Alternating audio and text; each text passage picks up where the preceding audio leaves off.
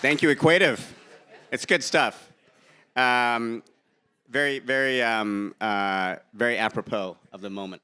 So way to capture it. All right. So we are here to the broad topic here is why women's sport changes the game. I think, in my in case that wasn't obvious, I'm Will, the CEO of Adweek, and over the course of the couple of years that I've been CEO, I have seen that women's sport. I think I'd like to sort of ban the use of words like emerging or nascent or all of those things. Like it sort of. I think we're just past that, right? And I think we're now talking about this being a fundamentally different market, right? A structurally different market and a different operating system for brands, for athletes, for communities, for all of it, right? So that I think is sort of the tone I'd like for us to set here and the intention I'd like us to sort of dive into, because it's not a moment and it's not a something that's emerging. It actually is something that I think is going to. I mean, you can read all the stats. Like I think over the last 3 years, it's grown. Brand revenue has grown 420%.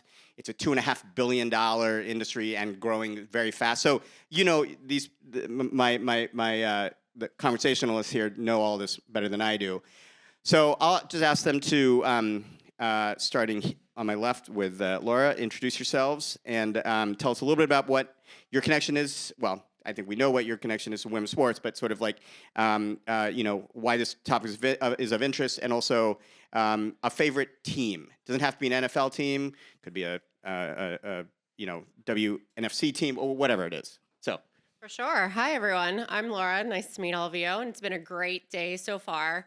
I work at Equative. I run our national sales team, so we work very closely with agencies and brand to place their media dollars. So this year, it's super exciting because we have coined it the Year of Sports, because we not only have Super Bowl this weekend, but we have the Winter Olympics, and we have the World Cup. But there's so many other sports that we forget to mention after those three too. So we're here to really help our brands place media dollars within CTV, digital online video, native, display, and really help them elevate and round out their media planning and scaling and budgets that they have throughout the year. Personally, I'm a huge sports fan, Pittsburgh Steelers fan over here. So born and raised in Pittsburgh. I live in Chicago, also a Bears season ticket holder. I have 2 daughters that are also in sports all the time. Last weekend, we had 8. I have 2 children. We had 8 basketball games. They are 12 and 8. And I sat through, we couldn't make all of them, but I sat through 6 of the 8 of the kids. And then I also coach 3rd and 4th grade basketball. So I am very much all in on sports. I was a collegiate athlete. I played volleyball, D3. Didn't quite cut it D1, but did play D3 volleyball in college. So it's always been part of who I am, part of my life, and just believe in just what it can do, not only for family and friends, but when in the workforce and relationships, and just really growing and building who you are as a person and expanding through that with everything you do. Thank you. Awesome. Ball is truly life for me. My name's Odessa Jenkins, obviously. I'm the founder and CEO of the Women's National Football Conference. My job, my purpose, my mission is to ensure that whenever a girl wakes up, whether it's a girl or a woman, that she realizes that she can be anything, in particular, a professional tackle football player. Part of what I get to do in life every day is to introduce people to the beautiful world of women playing tackle football at the highest level. I grew up playing football right down the road in South Central Los Angeles, built a career in technology, played football all through my life until I grew a little, didn't grow as much as the boys grew. Ended up playing Division I basketball, got right into technology, played some amateur leagues, went and played for the U.S. national team. Yes, we have a women's tackle football U.S. national team that is undefeated for the last 20 years, played over 9 countries, still hasn't lost the game. And I went into the NFL in 2017 as a coaching intern for the Atlanta Falcons and really thought that that was the way I was going to make my mark in a sport that I'd lived and breathed for. I was about to have my first financial exit in technology, thought I'd get my exit and then go be the first female head coach in the NFL. I was in the NFL for 7 weeks before I realized that wasn't going to be the plan at all. And the plan was going to be to actually go try and build it. And so I went to Dan Quinn, told him, hey, I got another plan, and I'm gonna go try and go back home to all my teammates, my amazing teammates who are playing this great sport at the highest level that nobody knows about. That was 6 years ago. We founded the Women's National Football Conference with a singular purpose to accelerate financial equity for women and girls through the power of football. And my favorite team is all 16 teams in the Women's National Football Conference. But I will say that to the moment, the Golden State Storm, which is the newest franchise in the Women's National Football Conference, that is going to be launching here in 2026 season. So if you are local, go follow the Storm. Yeah, congrats. And thank you, Odessa. And breaking news, one of Adweek's most powerful women in sports. So congratulations. As of yesterday, just announced. Crystal. Hi, so I'm Crystal Southern, and I'm from Kentucky. So if you guys do not understand what I say, if I'm on stage and need me to translate it to you after, let me know. I was told yesterday by a local that I had an accent, and they had a little difficulty understanding me. So That's their fault, not yours. how I got into sports. So I did play basketball growing up. Didn't turn out too well. I fouled out almost every game. A little too defensive. Football was never really something that I was into. It was actually my husband's here with me. Couldn't do any of this without him. He is part of the league and the things that we're doing and growing. But our second born was born, and 72 hours after he was born, they took us into a room. Sorry if I get emotional. They took us into a room, told us they'd done all they could do. He had basically 72 hours left. Calling anyone who you would want to come and meet him, including his 18-month-old brother. Somehow, through all the prayers, God gave us a miracle. 72 hours passed, he was still alive. 5 chest tubes later, he was still fighting. He left the hospital 9 weeks later, and they told us, just know he'll never be an athlete. His lungs are too underdeveloped. Fast forward 10 years. His first event was flag football. He wanted to tackle. Mama wasn't ready for that.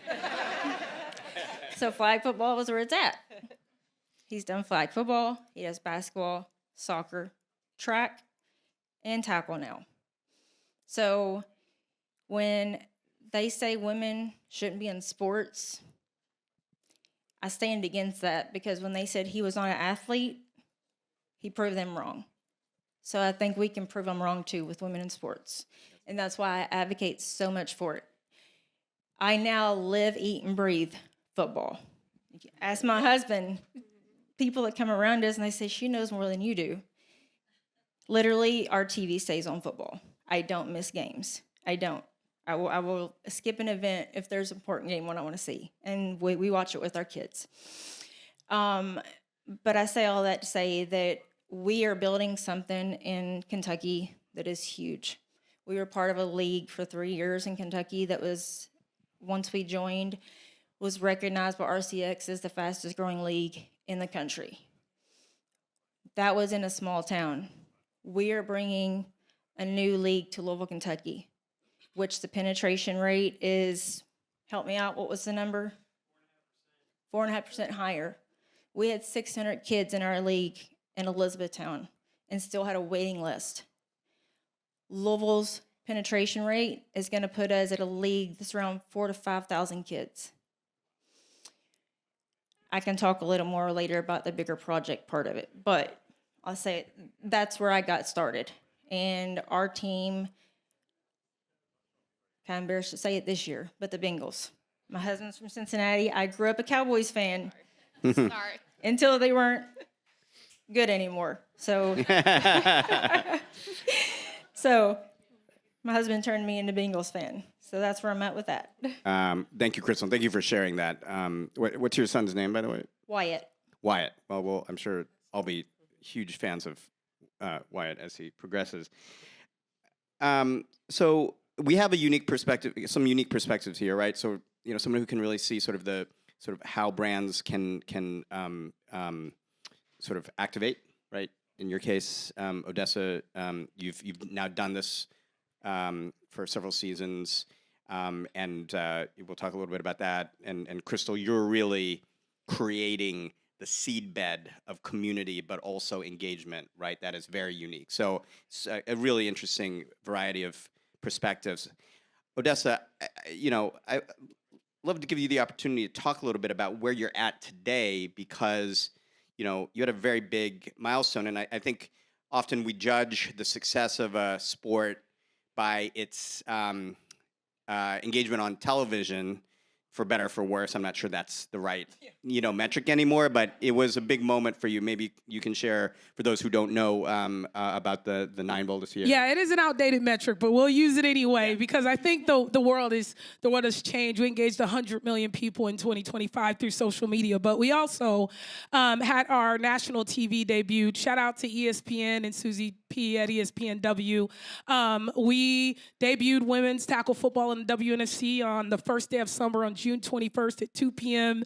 And we 150,000 households tuned in to the most viewed broadcast of the day on ESPN2, our first broadcast ever. So it really changed some things, turned some eyes, but it was a massive milestone for us, but one we're going to blow out of the water this year when we have our next championship game on June 21st on ESPN2 this year. So that's amazing. Yeah, and talk a little bit about sort of, again, you're up to 16 teams. You've got incredible engagement. Like, what has been the most rewarding and the kind of the hardest thing about getting there?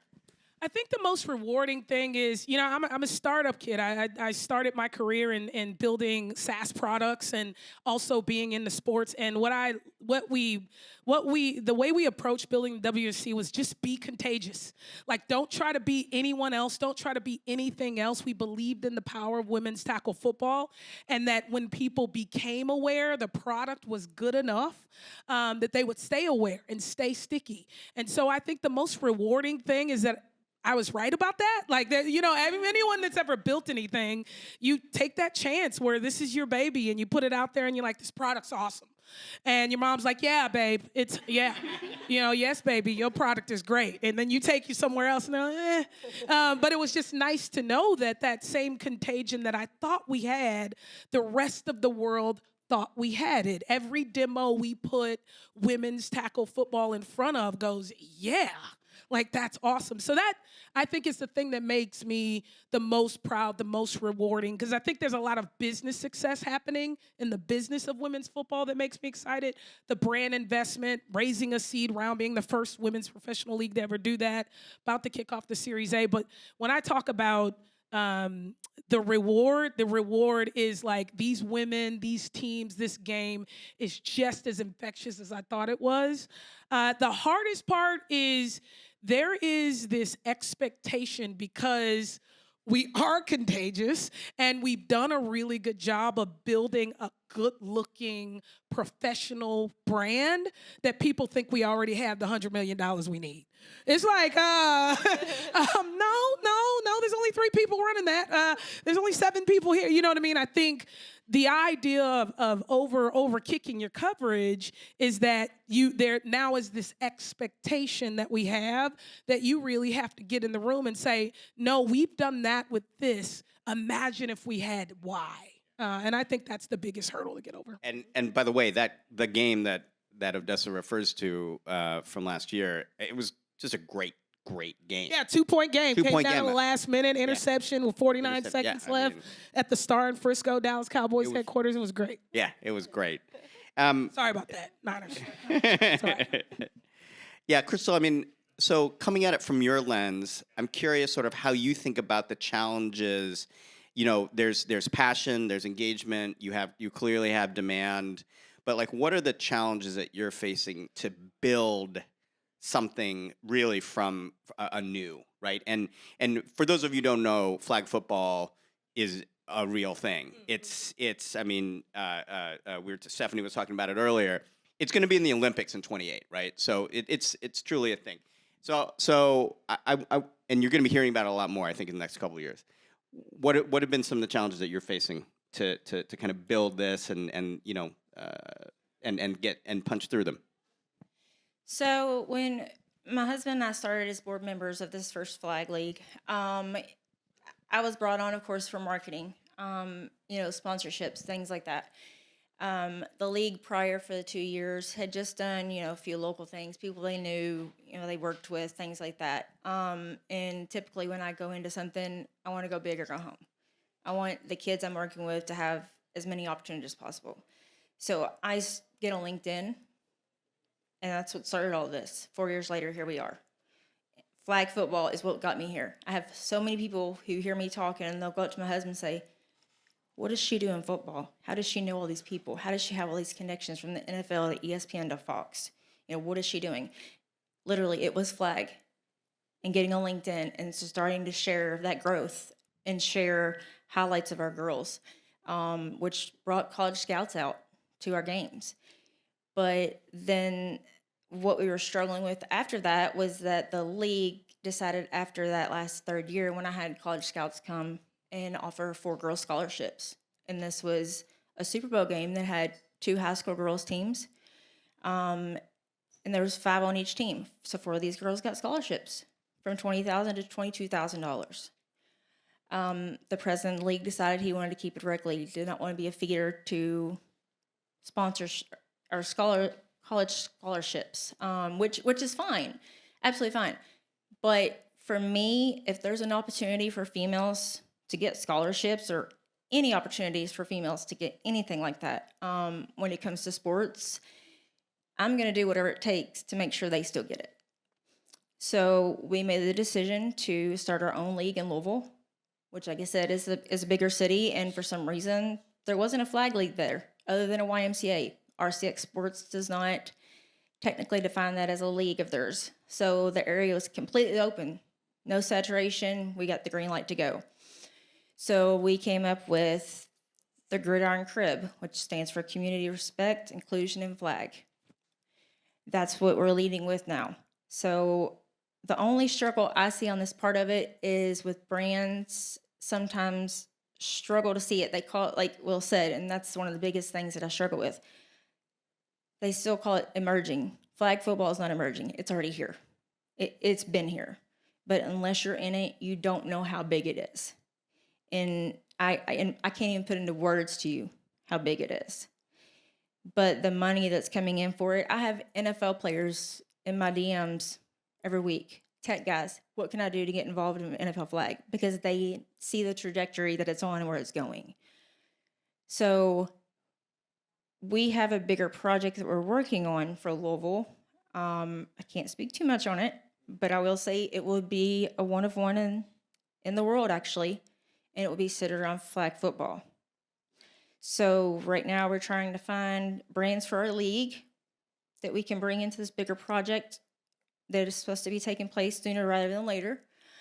I have reached out to 2 NFL teams to get their youth on board, coordinators on board, to try to have some events, and then our advisors are working with some front offices. I've had no luck with that. So Stephanie. Yeah. While we on that, Stephanie, the Golden State Storm. There you go. There you go. I'm just saying, sister team. That's right. The media dollars. Yeah, exactly.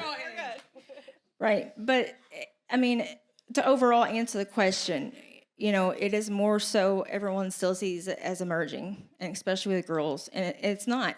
We have 2 D1 schools that just announced programs. There's NAIA, Division 3, 2, and now 1. Nebraska, I think, announced it 2 weeks ago, and Michigan announced it yesterday. It's not going anywhere. Roger Goodell announced that there's going to be pro men and women's flag leagues before the Olympics in 27, so next year. So what I want to get across and try to get connecting with brands is now is the time to get on board. because if not, you're going to be left behind. Yeah, so Laura, I want to turn to you because I think, we're talking about funding, we're talking about supporting and then growing, right? Because that's really the important thing. So tell us a little bit about how you think of it and sort of investment in women's sports, because I do think it's a different commercial ecosystem than the other sports, right? Like it is, and it's very exciting, but it's different. So maybe tell us a little bit about the contours of that and how you're thinking about it and seeing it equative. Yeah, for sure. And when we think sports, and a lot of brands and marketers think sports, the number one thing you consider is scale. So when you look at women's sports, the scale is not the same as men's, and that's just a fact. However, what we forget to think about is the attention of the fans, the outcomes it can drive, the purchase power that it really has in terms of these females and women and athletes, in terms of what that can mean for your brand. So a lot of time, brands are like, I want to do something that I've never done before. What's going on? What can I do? How can I be first in market? This is such a great advantage right now in the market because the pricing from a digital standpoint isn't extremely high. It's not even close in terms of a Super Bowl ad, but you could be a first emerging brand to a very, very fast growing sports sector, whether that's in flag football, whether that's in tackle football, whether that's in other women's sports, or even in other sports. We've seen the growth in paddle. You've seen the growth in various other sides that don't have the size and the scale that the NFL does or the NBA does, but it still has such a unique market and audience, and attention is there. The fans are there. The attention is there. You have seen just over the last 2 years what one woman athlete did for college basketball and the WNBA and Caitlin Clark. You had families and moms and daughters lining stadiums, packing stadiums. Guess what? All of them have purchase power. And is anyone as guilty as I am? You see something, busy mom, you go ahead and you buy it. So you're like, okay, click 1, 2, done. But really, that's, I think, where we need to lean in more and educate brands and help working with brands and bringing them to the table of like, this isn't the scale, but this is a huge opportunity and a pretty efficient opportunity right now to be that brand that this audience and consumers are going to remember. You were there first and you were part of the journey and you brought the passion alongside their own passion with your brand's passion and your brand's message too. Yeah, that notion of passion and engagement is so different, right? Odessa, but you've already started and you've already done some really interesting brand collaborations and work with them. So tell us a little more about sort of what has excited you so far. Yeah, I think for us, what the brands that we want to do business with are the ones who understand impact and engagement and value impact, engagement, and community. I think like a lot of other startup leagues, we've found that, like you said, the market of women's sports needs to look different. So we've created an ecosystem for brands where we start with the girl who thinks that she likes football, whether it's tackle or flag, to the varsity girl who's playing tackle or flag, to the fan, to the woman who's actually on the field. And we created an entire ecosystem of connection to all of that in the WNFC. So when a brand partner comes our way, they don't have to worry about being in community with girls, women, fans, because we have a mechanism to do that. And I think the best way that we've done that is through our relationship with Dove and Adidas. Dove Body Confidence Sport, everybody knows about Dove Self-Esteem Project, over 100 million kids that they've touched, and body confidence in sports, ensuring that girls are confident and staying in sports. And so where we've been able to partner very authentically is that football is a sport where there could be 20 different body types on the field at one time. It's super unique. And for women in particular and girls, a lot of girls don't always see themselves in the women that play sports. But if you have watched a tackle football game, in one way or another, you can see your body type. You can see someone who reminds you of you, and it's the same for women. And so it's a very, very authentic. I don't know another word for it. Very authentic way for the brand to come in and partner with us to go tell those stories, get into some of our grassroots programs. And I know a lot of people, when Dove created the relationship with her, like, who's the WNFC and what's got her back? There's no questions about that now. I think we've completely exceeded expectations with them as a brand, and same with Adidas. We've been lucky enough to do a new multi-year renewal with Adidas, and I think that we've renewed that contract because they've seen the impact that we've been able to make on girls' flag. We see flag as a critical part of the ecosystem. You said you couldn't put it into words. We put it into words every day. We tell people by 2030, you're going to open your eyes and there's going to be more girls and women playing football, both tackle and flag, than boys and men. Wow. Just by 2030. Wow. Because of what's happening in flag football. Because when you put a football in the hand, if I put a football in the hand of every woman in this room, you aren't just going to be thinking, I could be a flag football player. You're going to be thinking, I could be a football player. And the idea that that unlocks something in you and something in the people next to you is what that dynamic is doing. So for us, that's the connection that we've been able to have with brands, and we're super excited to continue to find more genuine relationships. Yeah, Chris, I'm curious from your standpoint, when you think about that passion, the engagement, sort of the sweet spot of what makes the energy, right, of flag, and particularly with girls and women, so great. What is it? How do you express that? Like, how do you think about that energy and telling, what is different and unique? I mean, in all honesty, it's undeniable energy. When you think about it, like, myself, I never thought I'd be a woman in sports, and here I am. And to me, it's overwhelming at times because it's something I never thought was possible. And these girls that we work with, same thing. And now that it's happening to them, they are just so genuinely happy on the field, to the point where it's not competition, like in men's or even the WNBA, Caitlin Clark, Angel Reese, and their rivalry. You don't see that in flag fields. Wyatt went to Nationals tournament in Canton, then won in Florida. And we met a girl, and she was at both. And you see her going up to the other team at the end and saying, good game, I like this, I like that. There's no negative talk between them because they're all just so genuinely excited that they're getting the opportunity to do this, and they don't want to do anything other than show enjoyment and gratefulness that they're able to do it. And this is more of a general question. I'm just curious. What do you think it is about football specifically? Because there's not a lot of sports. In fact, there are no sports where the gap between the size of sort of the media entity and then the participation of like young people is so great for a number of reasons, which we could talk about. But what do we think it is about, any of you, about football specifically that is, this just seems so fun, and Stephanie had mentioned a couple people, soccer players who then converted to football. I'm genuinely curious. Like, what do you feel like the sort of the thing is? So football's a collision sport. That's the first thing.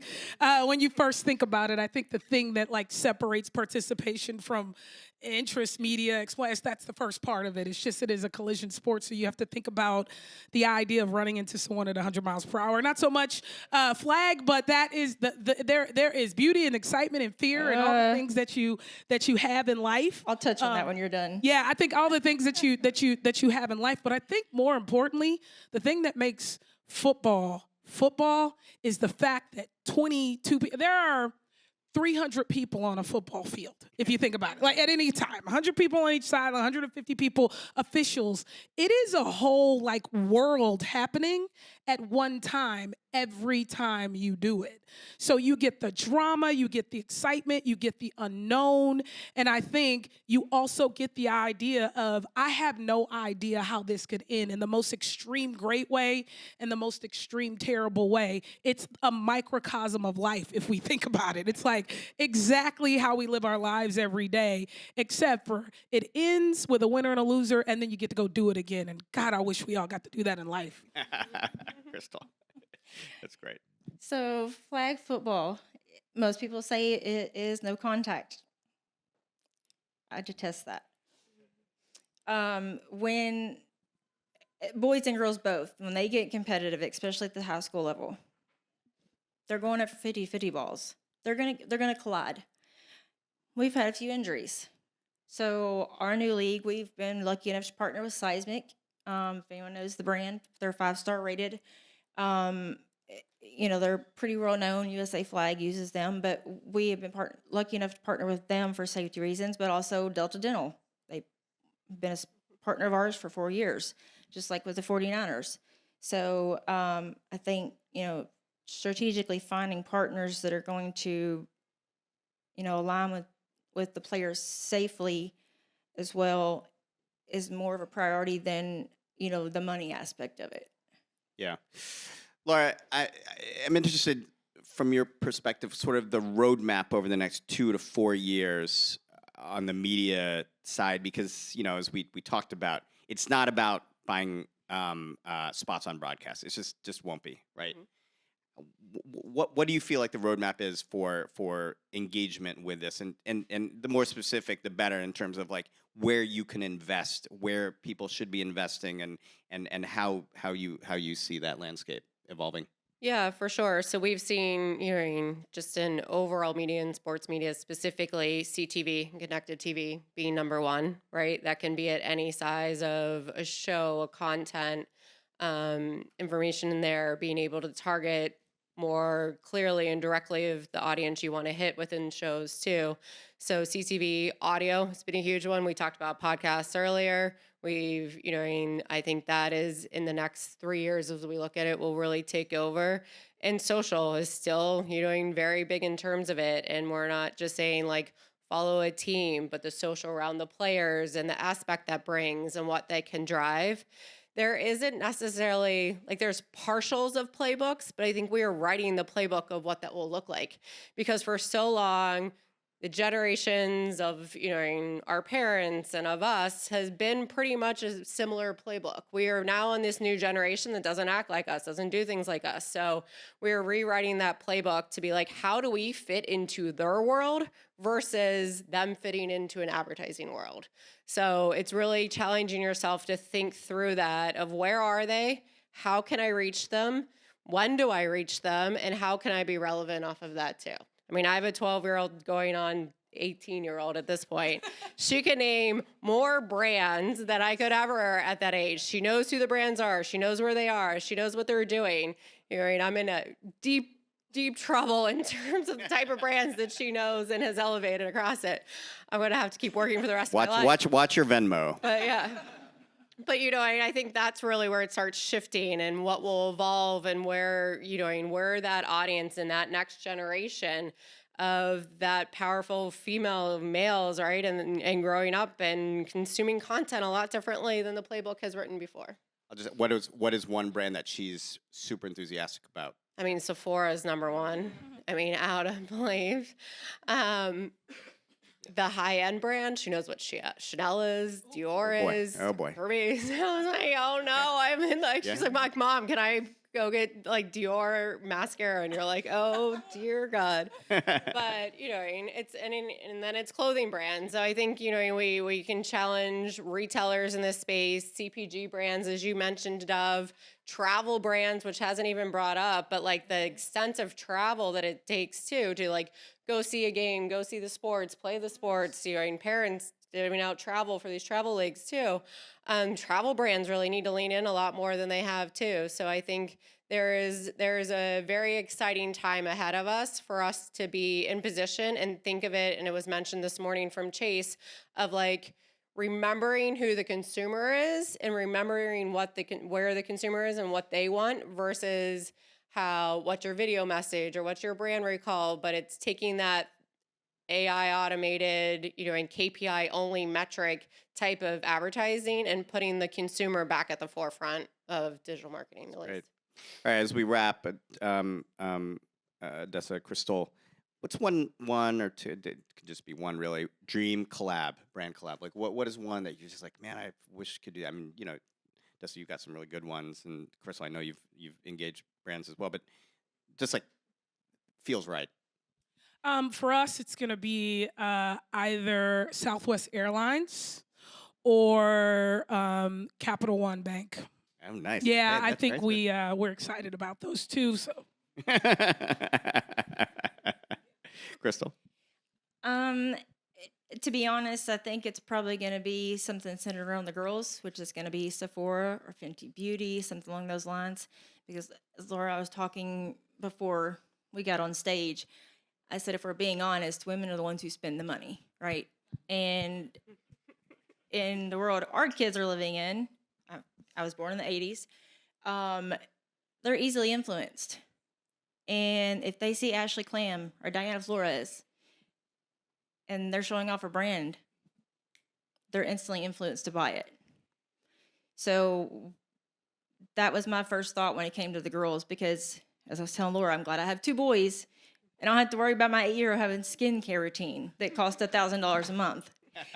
So anything we can do for these girls, it just adds to the travel cost, but it would be, giving money back to them and their parents for them to be able to play this sport and not have to have that financial barrier to worry about and just have fun with it. Great. Well, listen, I think we'd all agree it would be great to come back in a year, in 2 years, and see how quickly and how precipitously this has changed. Because from our vantage point at Adweek, we do think that this, again, is the growth here is explosive beyond momentum, right? And so thank you, all of you, for creating, growing, supporting, and inspiring what's going to come, because it's truly magnificent. Another shameless plug: please come to Adweek House when we celebrate the most powerful women in sports on Friday afternoon. Thank you very much indeed. Thank you, guys, everybody.